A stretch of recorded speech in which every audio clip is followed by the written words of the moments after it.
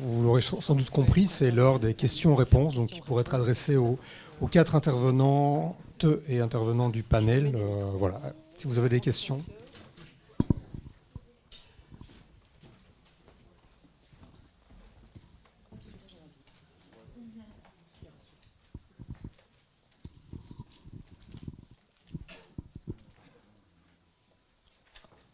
Merci à toutes et tous.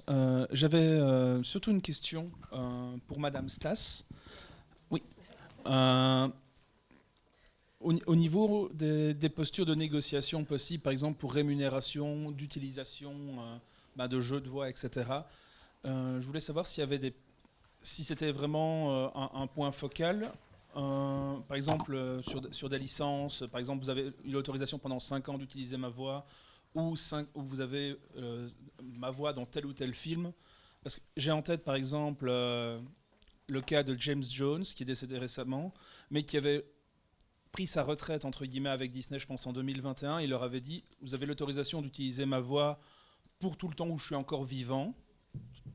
Malheureusement, il est décédé début septembre.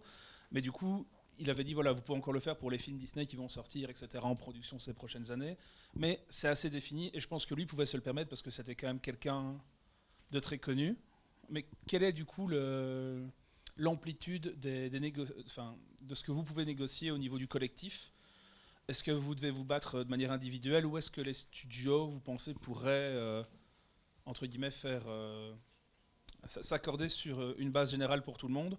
Ou est-ce que avoir de grandes figures peuvent aider justement à combattre en fait cette utilisation abusive des voix et des jeux de voix, des jeux de données? Oui, alors effectivement, en fait, ce qu'il y a, c'est qu'il y a encore tellement un vide juridique, et c'est ça le problème. C'est que par exemple, effectivement, si voilà, il a donné effectivement l'autorisation. Maintenant, est-ce qu'il a donné l'autorisation à ses ayants droit? Que vont faire ces ayants droit? Et c'est pas le premier. Il y a aussi eu dans des jeux vidéo des voix, des comédiens qui sont décédés et que finalement, pour terminer le rôle, ils ont utilisé l'intelligence artificielle. Mais alors aussi se pose la question, si on continue à utiliser que les voix des gens morts, que deviennent les vivants quelque part? Il n'y a pas de renouveau non plus, alors on reste aussi ancré. C'est ça qui est intéressant, je pense, dans l'artistique, c'est de pouvoir justement varier les voix. Et au niveau juridique, malheureusement, oui, on est sur des vides, parce que les intelligences artificielles ont créé toutes des nouvelles possibilités auxquelles ils n'avaient jamais pensé légalement. Et c'est en ça que on est en train de se battre pour justement donner des barrières, des directions en tout cas où on peut aller ou pas. Mais pour l'instant, c'est ça le problème, c'est qu'il y a d'énormes vides. Parce que même, par exemple, pardon, excusez-moi, juste, par exemple, pour le RGPD, bon, par exemple, là, on est protégé en Europe, mais aux États-Unis, ils ne le sont pas, par exemple. Donc, ça dépend aussi. Moi, j'avais une question. Vous avez évoqué l'IA Act. Est-ce que vous pouvez nous en dire un peu plus? Ça a été voté où? Comment? Ça, c'est l'Europe. Donc, c'est vraiment la Commission européenne qui travaille depuis 3-4 ans déjà sur l'IA Act. Évidemment, majoritairement, encore une fois, c'est ce que je disais, sur la sécurité, sur la médecine, et je pense sur plein de choses qui sont assez vastes. Comme je disais, il y a 600 pages. C'est par rapport justement à tout ce qui est la reconnaissance faciale. Par rapport à l'artistique, la seule chose qu'on a obtenue, c'est la transparence et l'obligation. Mais en dehors de ça, on n'en a pas obtenu d'autres choses. Donc, par exemple, le fait de protéger les voix des personnes disparues en disant il faut une autorisation préalable ou de la personne lorsqu'elle a été vivante ou des ayants droit, ça n'existe pas. Le fait d'être en open source, tu en parlais aussi, c'est vrai que là, ils ne sont pas dans l'obligation de dire quelles sont les sources, quelles sont les données qui ont été prises pour générer des nouvelles voix, par exemple. Ils ne sont pas dans cette obligation. Et donc, dans ce flou artistique, ils peuvent dire « Ah non, c'est pas votre voix », même si elle a été faite, par exemple, à 50% de votre voix et 50% d'une autre voix. Mais pour l'instant, c'est à l'artiste de prouver si je peux prouver qu'il y a une partie de ma voix. Il y a des outils qui commencent à naître, comme j'ai vu You've Been Trained, comme c'est toi qui en parlais, voilà. Mais il y a aussi des outils de traçabilité pour la voix qui commencent à naître, c'est-à-dire une sorte de watermark, donc de filigrane, comme une shazamisation des voix. Donc on pourrait, si on veut, au niveau national, shazamiser toutes les voix des artistes et à ce moment-là, retrouver quelque part dans les extraits de dire, bah voilà, on a utilisé 50% de votre voix là-dedans. Hugues, tu voulais rebondir, mais je voulais... Vas-y, tu gardes en tête, ouais. Alors, c'est une petite réflexion, c'est aussi une petite pique pour essayer d'agrémenter le débat. Est-ce qu'il n'y a pas quelque chose d'un peu utopique à penser qu'on va réussir à contrer cette disruption qui détruit tout sur son passage et notamment les droits d'auteur des artistes? Est-ce qu'il n'y a pas quelque chose d'un peu d'utopique et qui ressemble un peu à ce qui se passe depuis toujours dans la disruption, c'est-à-dire qu'on a les géants américains, les géants asiatiques qui avancent très vite, qui engrangent beaucoup d'argent, qui engrangent beaucoup d'innovation, et l'Europe qui est un petit peu à la ramasse au milieu et qui essaye de créer des règles et d'encadrer tout ça. Est-ce qu'il n'y a pas en fait un moment où le système économique capitaliste dans lequel on vit va tout détruire parce que c'est d'abord l'argent qui prime et pas le droit d'auteur des artistes? C'est le gros risque et c'est pour ça que nous aussi, ce qu'on est en train de faire aussi, c'est sensibiliser le public. Parce qu'en fait, c'est le client, c'est le public. C'est pas les GAFAM. Eux, ils essayent d'avoir un maximum de personnes. Et si le public, par exemple, pour les audiolivres, il est évident, il y a eu une grande réunion à Strasbourg il y a un an plus ou moins avec les éditeurs, etc., des audiolivres.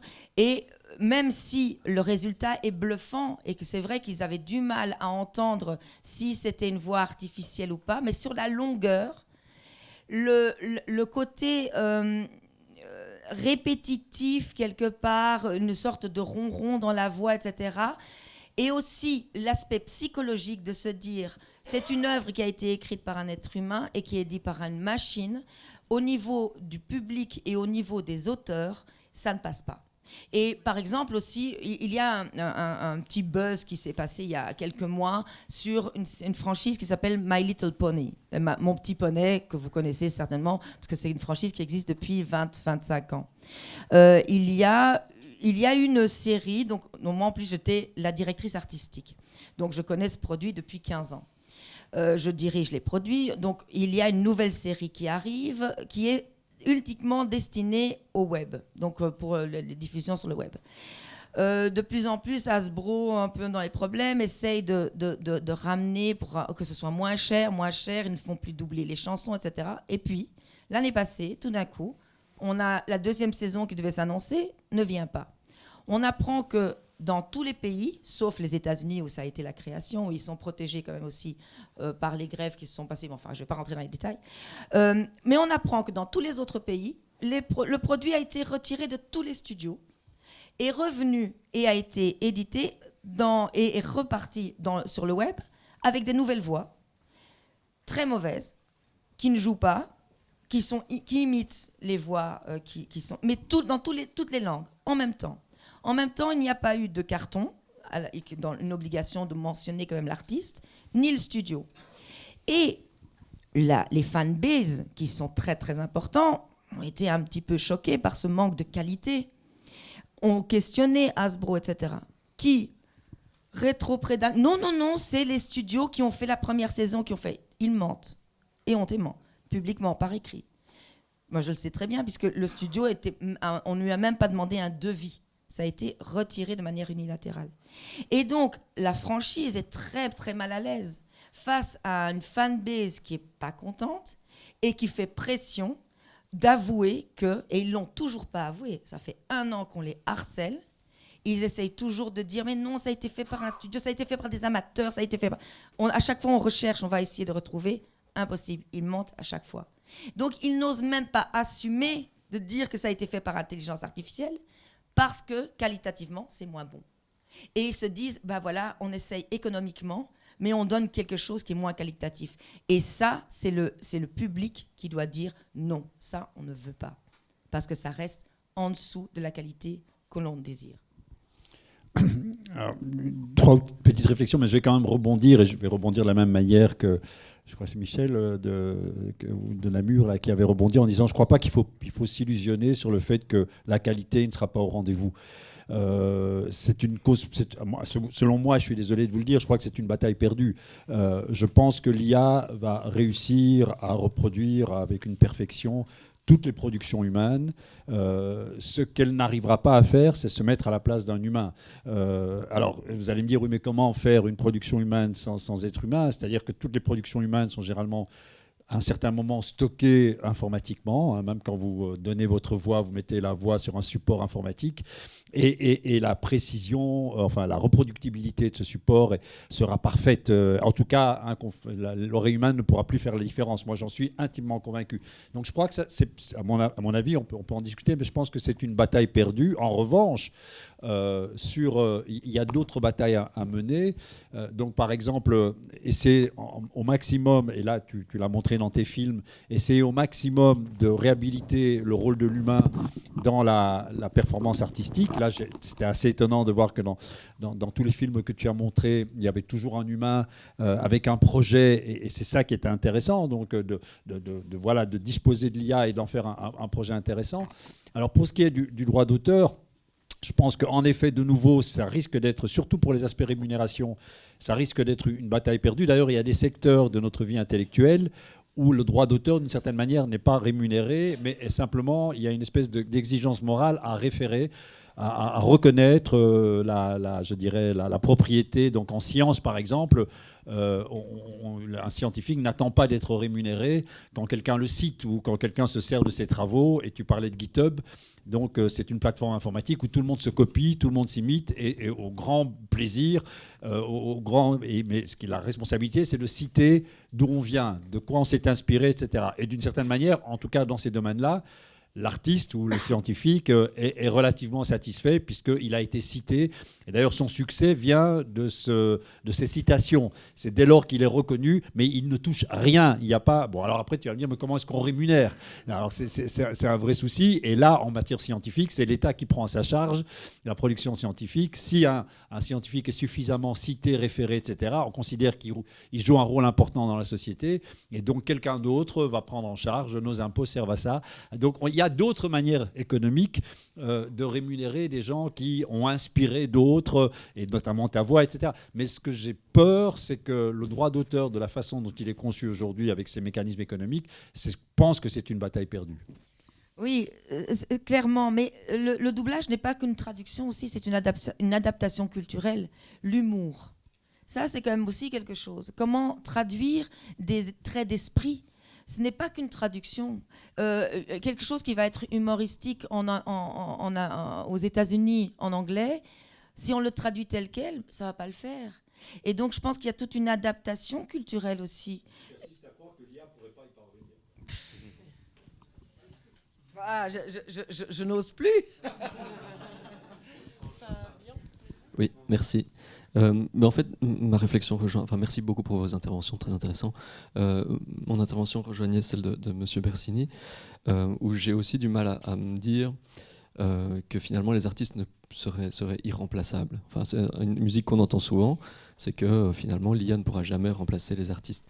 Et donc, je ne suis sûrement pas le premier à prendre cet exemple, hein, mais vous connaissez sûrement le paradoxe du singe savant, où on dit si on donne à un singe une machine à écrire et qu'on laisse un temps indéfiniment long, il réécrira Hamlet. Sauf que maintenant, le singe, il n'a pas une machine à écrire, mais il a des super ordinateurs, il sait comment écrire et il connaît toutes les autres œuvres de Shakespeare. Donc je pense qu'à un moment, on va réécrire Hamlet assez facilement. Et donc, on a beaucoup parlé d'artistes sans vraiment définir ce terme, en sous-entendant que c'est toujours l'artiste créateur-créatrice. Et donc, effectivement, ça rejoint la question des droits d'auteur et de cette modification de point de vue. C'est qu'à partir du moment où les artistes délèguent quelque part la création ou une partie de la création, qu'est-ce qui définit? En fait, c'est la question que j'avais envie de poser. C'est quoi maintenant un artiste en 2024 ou en 2030 ou en 2050? Moi, ma réponse est assez simple. C'est toujours la même chose. Ça ne change pas, en fait, un artiste en 2024 d'un artiste il y a 100 ans ou il y a 10 ans. Je pense que le fait d'être artiste et la création artistique et le geste artistique restent le même. Si on le prend dans sa plus simple expression, c'est juste les outils à la place des pinceaux. On a des ordinateurs, on a des IA, les outils changent, mais je pense que l'expression artistique, elle est la même, et que rien n'a changé. Oui, alors ça, c'est d'autres questions, hein, mais alors on peut revenir à la question des grands maîtres aussi, qui avaient des grands studios avec énormément d'apprentis, qui peignaient pour leur maître, et c'est le maître qui prenait toute la rémunération et le gros du succès. Donc de tout temps, ces questions de rémunération se sont posées. Pour prendre un autre exemple, à l'époque du sampling dans la musique, on a essayé de réguler le sampling. Quand le hip-hop est arrivé, ça a complètement tout transformé. On s'est dit, en fait, on va rémunérer tous les titres qui ont été samplés dans le hip-hop. Force est de constater que ça n'a jamais eu lieu. Oui, mais je veux dire, la plupart... Oui, mais si vous voulez, il y a des lois qui ont été créées, mais la plupart du sampling, on a essayé de réguler comme on pouvait, mais... Désormais, oui. Ça l'a changé, bien sûr, mais je prends ça pour dire qu'on est quand même un peu dans un processus assez similaire, dans le sens où, de la même manière, vous allez pouvoir rémunérer des artistes autour d'intelligence artificielle, mais il y a énormément de créations qui vont passer en dessous du radar, qui vont rester dans la boîte noire, et en fait, ça va devenir accepté, si vous voulez, et je pense qu'on est dans cette problématique-là. C'est que c'est devenu un outil de création et qu'il va le rester, et on va rester sur ces inconnus. Pour répondre à votre question, je ferai un tout petit parallèle très rapidement sur l'arrivée de la photographie dans le champ de l'art. C'est vrai que les peintres étaient estomaqués et très craintifs de l'arrivée de la photographie, en pensant que ça allait faire complètement disparaître leur métier. Ça a fait disparaître certaines pratiques de la peinture, tout simplement de commande, en fait, quand la photo est arrivée, mais il y a toujours des peintres à l'heure d'aujourd'hui. Je pense que la force de l'artiste, c'est qu'il est souvent là où on ne l'attend pas, et je pense que les IA ne sont pas encore tout à fait prêtes à faire preuve d'autant d'originalité. Depuis l'urinoir de Marcel Duchamp, tout fait art. On a toutes et tous déjà été dans une galerie estomaquée par quelque chose qu'on ne comprend pas. C'est pas forcément bien ou pas, mais en fait la notion de qu'est-ce qui fait art est tellement vaste que pour l'instant je pense que l'être humain a encore sa place derrière la création. Oui. Voilà, je voulais répondre un petit peu à la question sur le droit d'auteur.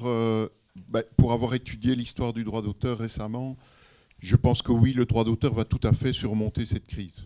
C'est une crise, c'est clair, comme il y a eu une crise au moment de l'arrivée de la télévision ou de la câblodistribution. Et cette crise, elle se manifeste par quoi ? Par le refus des industries qui utilisent les œuvres de payer les œuvres. Hein. C'est très très simple.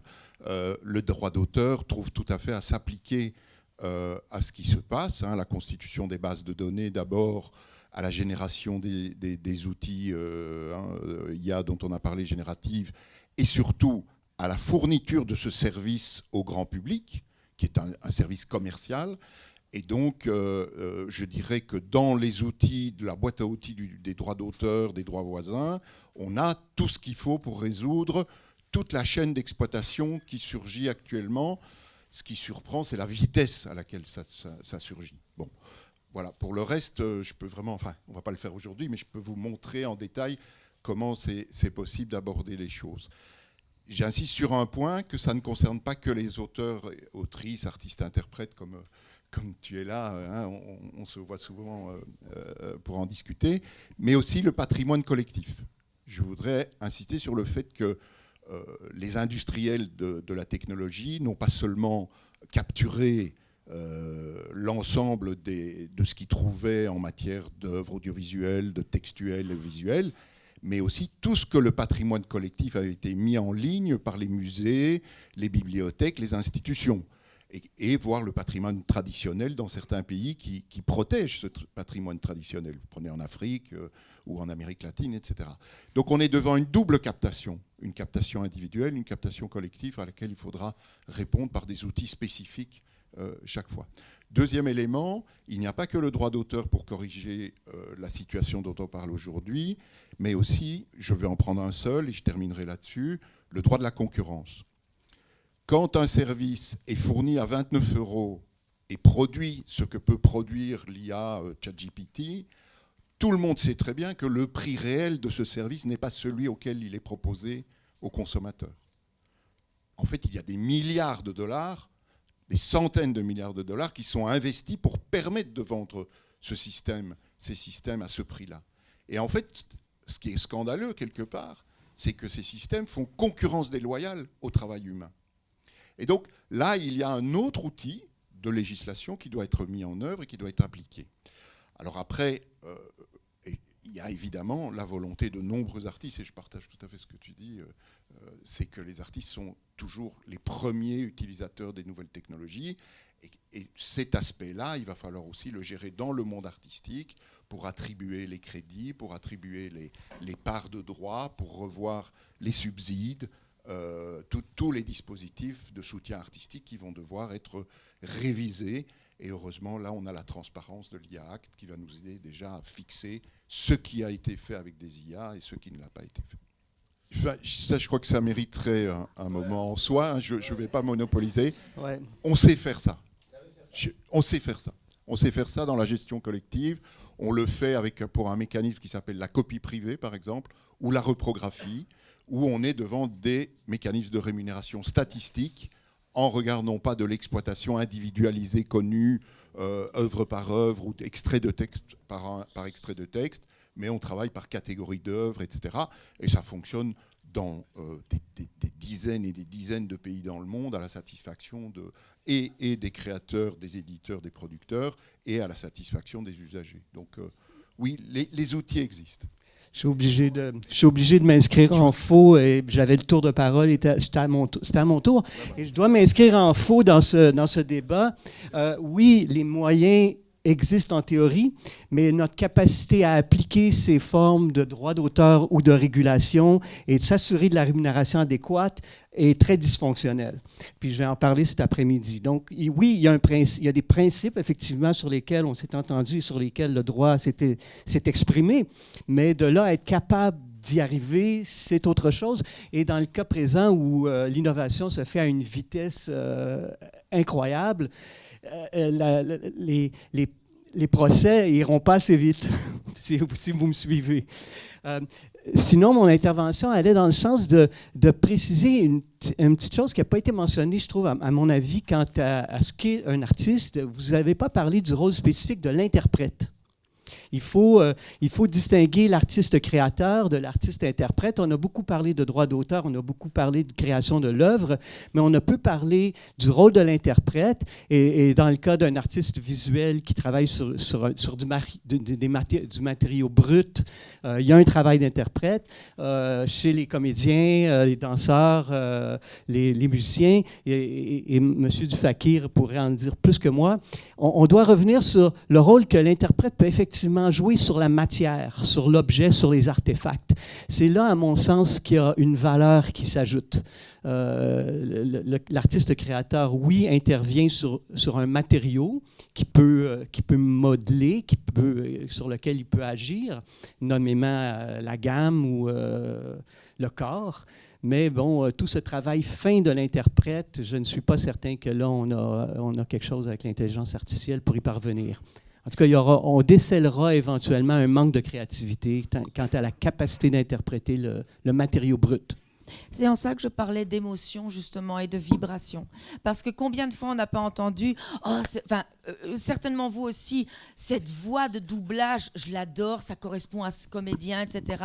Et quand, par exemple, la voix est changée, on est choqué par ça. Et je pense que chaque comédien, il l'interprète justement à cette vibration en lui, qui permet de dire, il est unique.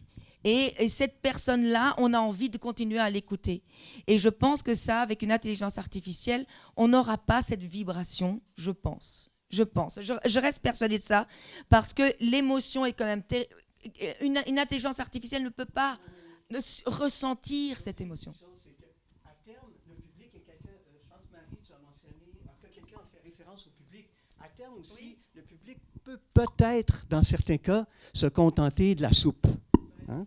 Donc là, c'est là aussi où il y a... Mais je pense que sur toutes ces questions et ces enjeux dont on débat aujourd'hui, il faut éviter certainement une seule chose, c'est d'être trop catégorique, je trouve. Parce qu'on joue sur des lignes de crête très, très fines et il faut encore se donner le temps de penser qu'on a encore des choses à apprendre là-dessus. Mais justement, c'est pour rebondir sur cet aspect du doublage et de la soupe, on n'a pas attendu l'IA pour avoir des doublages médiocres et des doublages... on a l'anecdote, par exemple, des doublages dans les pays slaves où on double à 2 personnes sur tout le film et les Polonais s'en contentent souvent très bien, par exemple. Et ils ont parfois même du mal à passer à un doublage comme on a en France ou en Belgique. Donc... c'est vrai que je suis un petit peu dubitatif là-dessus parce que le public, je pense pour le moment, enfin c'est mon opinion, n'est pas très chaud IA parce que c'est encore relativement médiocre parfois, mais quand ça sera bien, je pense que le public, le côté éthique de rémunérer les interprètes... C'est pour ça qu'on doit le faire maintenant. C'est ça. Et c'est pour ça qu'on doit se battre maintenant. Tant que l'IA n'est pas encore top performant, hein, voilà, profitons-en pour mettre la législation en place. Et pour nous protéger. Parce que qu'est-ce qu'on va faire? Parce qu'il y a plein de métiers. Hein.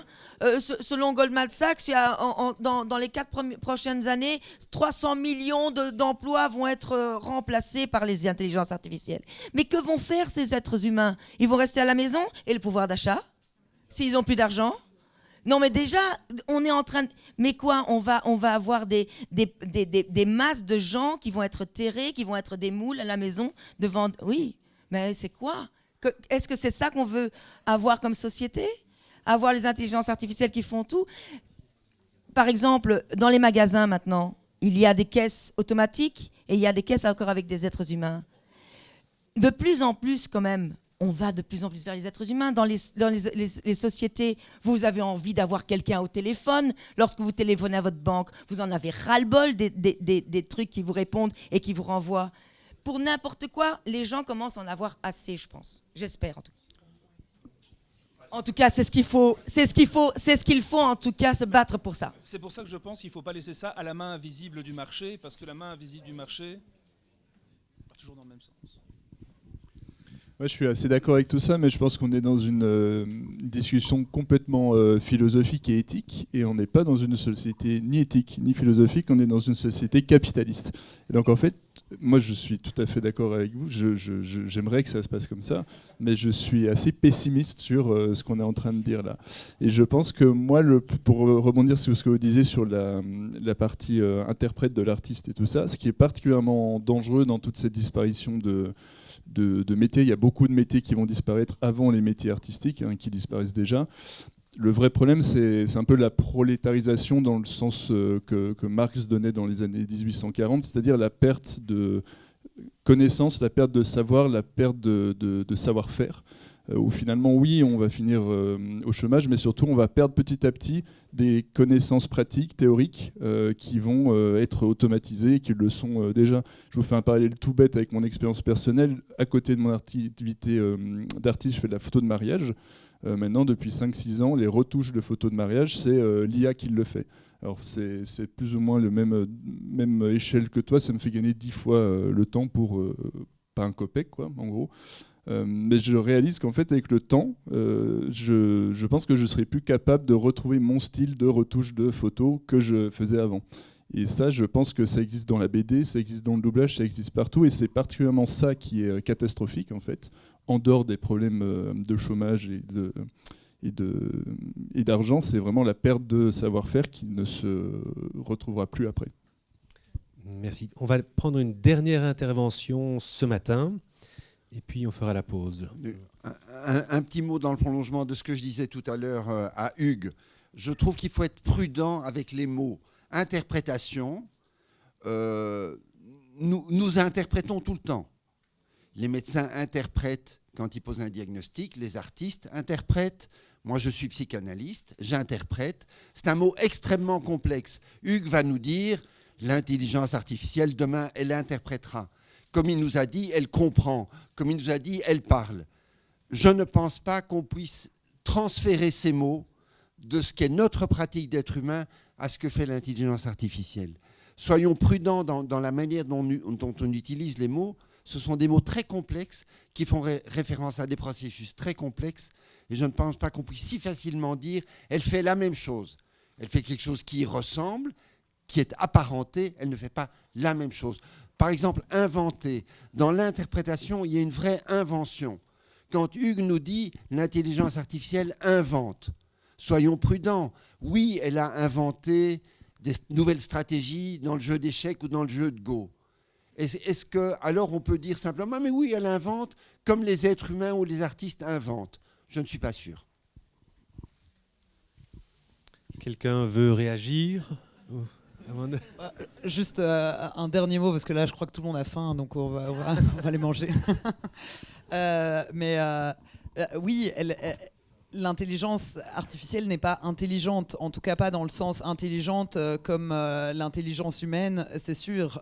Et ce que vous dites, c'est ça, c'est qu'on a parfois du mal à mettre des mots dessus, mais il y a en fait, notre intelligence, elle n'est pas constituée que de calcul ou de logique. Il y a une intelligence sociale, il y a une intelligence émotionnelle, il y a évidemment l'intelligence logique, et c'est la combinaison de toutes ces intelligences qui fait notre intelligence. Et l'intelligence artificielle ne peut pas faire ça.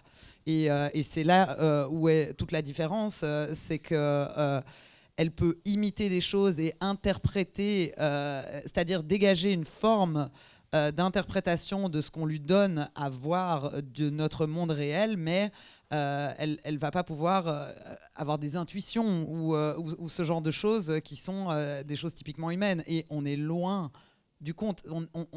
Ça, par contre, sur l'imitation, il n'y a aucun problème, mais par contre, sur la vraie création humaine dans la forme d'intelligence que nous possédons, on ne peut pas parler d'intelligence, je pense. Et le mot intelligence, en fait, porte à confusion, je trouve, pour l'intelligence artificielle, parce que quand vous regardez la manière dont ça fonctionne, c'est pas vraiment une intelligence, en tout cas, elle ne peut pas être apparentée à une intelligence humaine. Et ce processus de création que vous évoquez fait référence à quelque chose qu'on appelle la sérendipité, qui est ce processus extrêmement complexe que Hugues connaît bien, parce que les bons chercheurs sont très habités par ce processus de sérendipité, mais qui inclut, qui articule des processus perceptifs, de connaissance, de mémoire, des processus inconscients, etc., etc. Et je ne pense pas qu'une machine va reproduire ça.